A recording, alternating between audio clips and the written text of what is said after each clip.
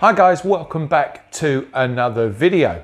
Great to have you here, and this is a video that is a little bit different from the normal kit reviews. Now, over the past few months, some of you awesome subscribers have been commenting and engaging with us and asking us all sorts of questions. So I thought, do you know what?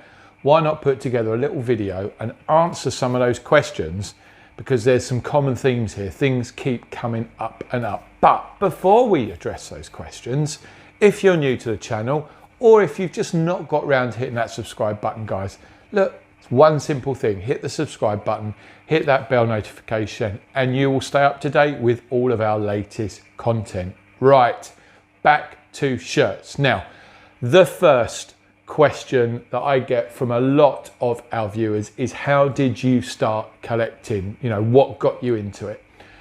And that's not an easy question to ask, because I guess as a boy growing up, I was big into football. I would go and watch my local football team play. And of course, every birthday, Christmas, there would normally be a football kit or some football related stuff in the mix. So I always had football shirts. And as a Liverpool fan, I had lots of the late 80s, early 90s shirts, but of course had those in child sizes or youth sizes. So didn't really hang on to those. They got worn quite a lot.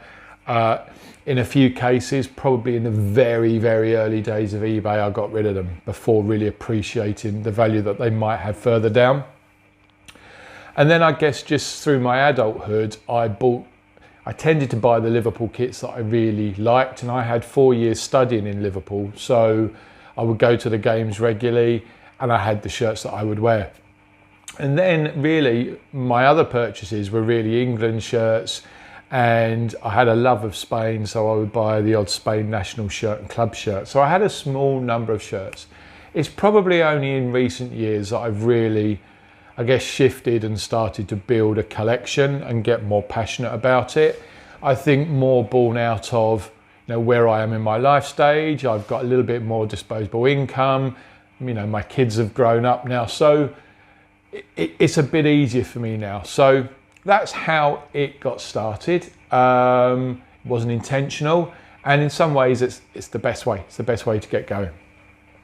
Next question, sort of linked to that, is, so what do you collect? How do you decide what shirts to collect? Now, this is $1 million question, because I think for most collectors that can shift over time.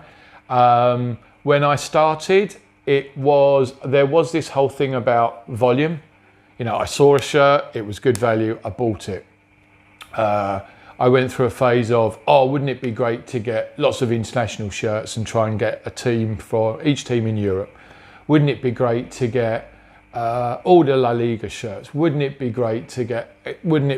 So that's how it started. And of course, I've now found myself in a position where I've got quite a sizable collection, and I'm now questioning the role that each shirt has in that collection, and do I really need it, and do I need to, I guess, redefine what my collecting objectives are, which is something I've been thinking about over the past few months, and I think I've narrowed it down now. So over the course of the rest of this year, and possibly into next, when it comes to my personal collection, and let's separate it from the stuff we do on the fundraising, I will be selling on shirts, because that will then release money to reinvest in my collection. So there's one constant here for me, which is the Liverpool shirt collection. We're going back as far as we can. I think we've pretty much got every shirt back to 2000 now, with a couple of gaps that we're working on.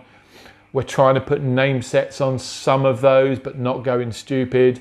We're now into the 90s and we're starting to fill those gaps, but we're at the sort of a slightly higher price end there. So those Liverpool shirts I don't wear. They're what I consider my museum pieces. They're not going anywhere.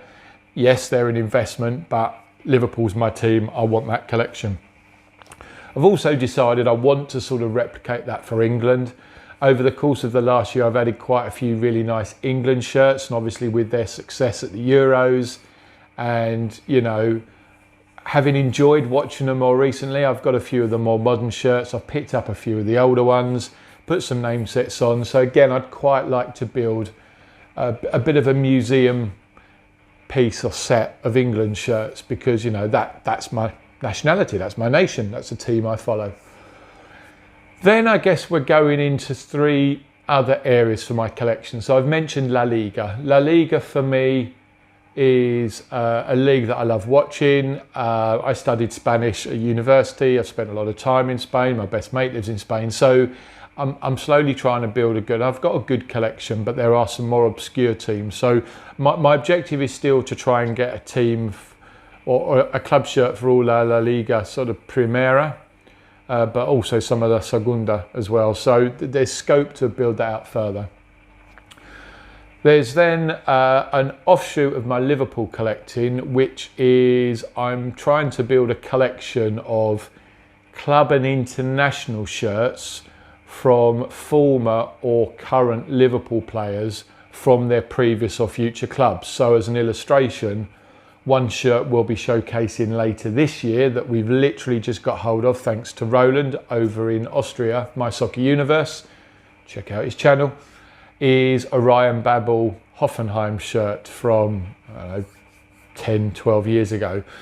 So I've sort of decided actually, you know, to recognise some of the players that have come through the Liverpool team. Some of them go on and achieve great success. Some of them have come from great success. So it'd be good to build a small collection of name-setted shirts of those. So, you know, there's lots of potential here for me, but thinking about current players, you know, Darwin Núñez, you know, I don't have a Uruguay shirt, so I don't have a Luis Diaz Colombia shirt.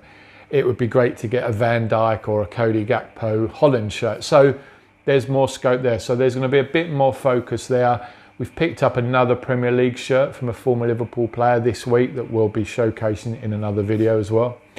And then finally, I have my personal match worn collection. No, not my match worn, because my career wasn't anything to talk about, but I do like collecting match worn shirts. Now, match worn shirts play quite a large role in the fundraising work we do.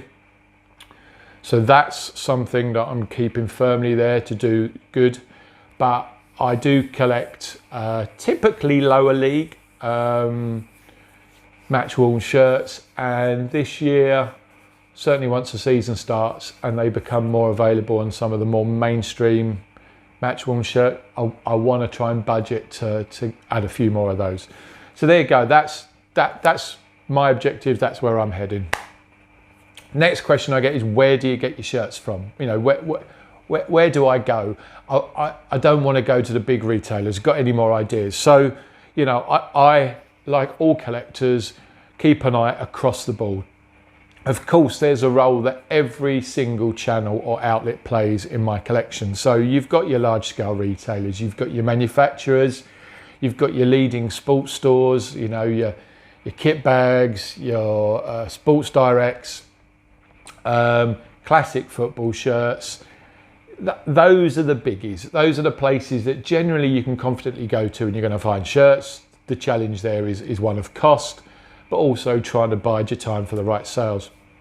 You've then got the independent sellers, of which there are many, and I'll refer you down to my description because we work with quite a few of these to support our fundraising, so we can get you some discounts on those. But you know, I've shopped from many of those because they all serve little different segments. So as an illustration, I've got quite a few Mexico shirts that I've sourced from Tom over at Circa 88, but we've also bought from Football Finery, we've bought from Cult Kits, we've bought from some of the smaller resellers that operate off of the social media platform. So, you know, we've done that.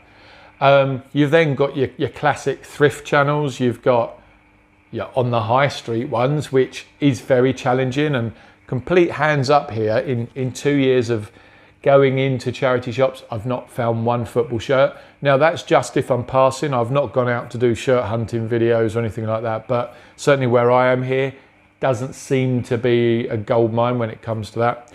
But I obviously use Depop, eBay, Vinted. I'm finding those channels now are becoming more and more swamped with fakes and people selling fakes at inflated prices. So it's becoming more challenging to cipher through those and find the bargains. There are still bargains to have, don't get me wrong, you've just got to have that patience. I've certainly found Vinted to be more profitable in terms of finding good deals recently. eBay will always be, but again, keep an eye on price, never pay more than you should. You know, sometimes there's a mindset that says, well, if it's on eBay or if it's on Vinted, it's got to be a good deal. No, not always. And be prepared to haggle, barter and make offers, not a problem. Depop, jury's out with Depop, not done so much on Depop recently. And then you've got the community. And if you're starting out on your journey and you're watching this video, I would say get engaged on Twitter, on Instagram, on TikTok. There are so many collectors on there, and I've made so many good friends over the past couple of years. And there are so many people trying to move shirts on because they're doing exactly what I'm doing with my collection currently, or they need to release funds because of their personal circumstances. So you can often find some very good deals.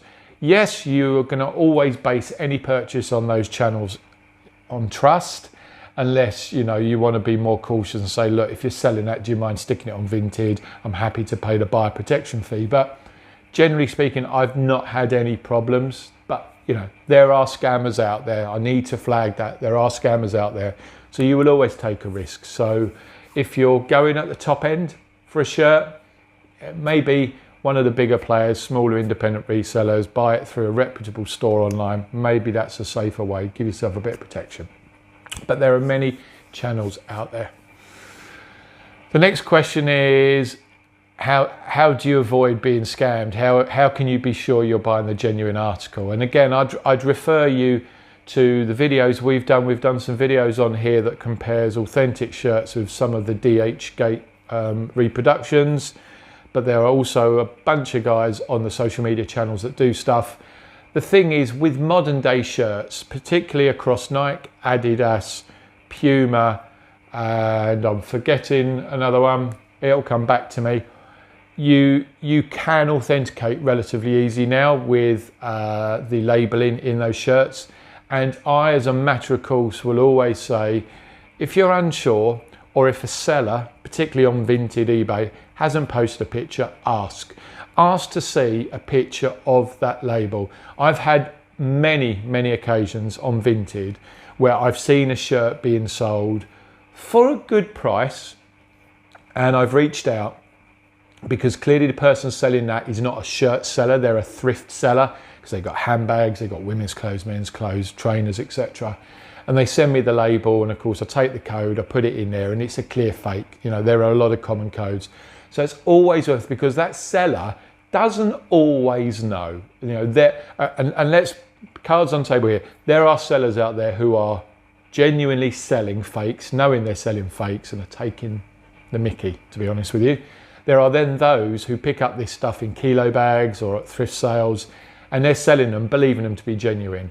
And I think we have a responsibility to say, that is a fake, so you either need to be clear it's a fake, or reduce your price, or better still, take it down. So there you go. So always check, always ask. I've been done, I will be done again in the future. It's just the way of life. You win some, you lose some. But always ask a question and be sure. And one other question I often get is specifically about match-worn shirts, which is, where do you go for match-worn shirts? How do you know where to find them? So, if I'm thinking about my personal collection, I have a few main sources. Matchwornshirt.com is my go-to website on a weekly basis to see what clubs they're working with and what shirts are up. Now, the big caveat here is you are going to pay big money for a lot of these shirts, and you've got to be patient. If you are looking to buy a big name player in a big name team, you're going to be paying hundreds, if not thousands of pounds for a match-worn shirt. For some of the lower league shirts that I buy, you can, if the timing is right and the team is right, you can sometimes pick up a match-worn shirt for between 70 and 130 pounds. You might be able to get match issue for slightly less, but I prefer to have match worn.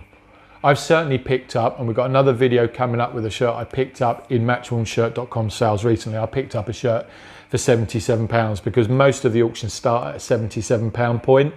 And if you're buying UK shirts, you're already going to have to add £15 shipping to that. If you're buying a European shirt, you're going to have to pay £30 shipping. So be mindful of that. And it's got to be a shirt that you want. all you like, whether it's a designer or a player, but be patient. Match-worn shirt do so many auctions through the year. I particularly like when they do the British Legion poppy shirts here in the UK around November time. Now, we did have AC Memento, who sadly are no longer doing a match-worn shirt. eBay does have match-worn shirts. There are a number of lower league clubs who do sell on eBay. Walsall, Bradford, Northampton, I've seen AFC Wimbledon on there. And all of those will tell you what they're doing with the proceeds, what they're supporting, will offer a certificate of authenticity. There are also a lot of private sellers on eBay who will sell match-worn shirts. Some will sell with provenance, with a COA or photographic evidence, but there are a lot that will sell without that. So again, you're taking a risk. You're putting trust in someone. In they're selling what they say they're selling. Now, okay, you could argue for some of the lower league teams, would you go to all the hassle of buying a replica shirt and then paying to have printing of a name set, a number, and the 2 lower league badges on, which arguably by the time you've done that for what you're selling it for, you're not really making much money. I think in the main, most of those match worn shirts probably are at least match issued. Whether they're match worn or not, I don't know. So always ask for provenance. If you don't want to take the risk, then only bid for stuff that has a certificate of authenticity. I've got a mix of both in my collection. It's a risk I take, but I believe from what I've paid, I'm getting good value for the shirt I've got. So there you go. Another question is, how much do you spend on shirts each month? Now, this is such an individual thing that I wouldn't want my answer to skew anyone's buying behaviour, because we are all really different and we all have different personal circumstances. At the moment, most of my shirt purchases are being funded from the proceeds of shirts in my collection I'm selling. So I'm not dipping into my day-to-day money. If I wasn't doing that, then I would genuinely set myself a budget of between 100 and 150 pounds, no more. And that would be for what I would class as sale items or second-hand items, because the reality is if I were buying new items, I'm not going to get a lot for that amount of money. And I'm quite a patient guy, as I've said in other videos. It's very easy to get pulled in to the buzz of a new kit launch. The temptation is there to, dive straight in, spend your money. But I like to take a long view on these things. I like to make my money work as hard as I can. So I would urge everybody that, there are sales throughout the year. There are Black Friday sales in November. You get sales towards the end of the season when new kits are coming out. So, you can save yourself between 35 and 50% on a shirt if you're just, not intent on having it at the start of the season. And that's the approach I take. And that helps make your budget stretch even further. So the current Liverpool shirts that are being released, yes, we're reviewing them. We're very fortunate, we're able to get hold of those shirts to review. But we will probably add those to the collection, probably latter part of the season. And we'll decide over the course of the season what name sets to put on there. And hopefully we can pick the 3 up for at least 40% off. On the rare occasion, one of those shirts might prove really popular and not necessarily come down in value. And sometimes they may sell out. That's a risk you take, but to be honest with you, like with all shirts, that shirt's always going to pop up somewhere further down the line, either on social media, on eBay, Vinted or whatever. So be sensible, guys. At the end of the day, football shirt is about enjoyment, guys. We want you to really enjoy your collecting, but most importantly, be sensible with how you're spending your money and only spend what you can afford to spend. So there you go, guys. Hopefully some of those questions will help you as you build your collections. Please keep asking the questions in the comments, guys, and if we accumulate a few more, we'll do another video. But as always, thanks for watching, guys. We really hope you've enjoyed this content. Stay safe, and we'll be back with another video really soon. Thanks for watching.